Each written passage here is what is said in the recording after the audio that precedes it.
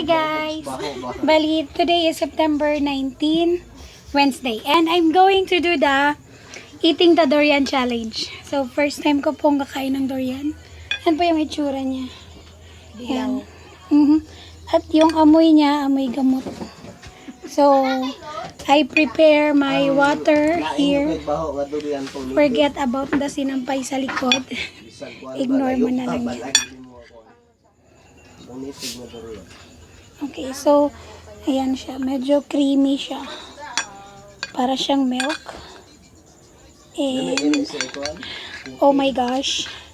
Oh my gosh, this is my first time.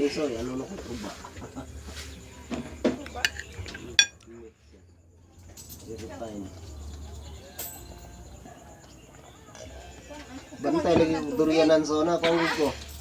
Okay. Yung lasa niya parang panis. Sorry naman. Pero sorry po sa mga paborito ang durian. Pero okay naman po siya. Bye-bye.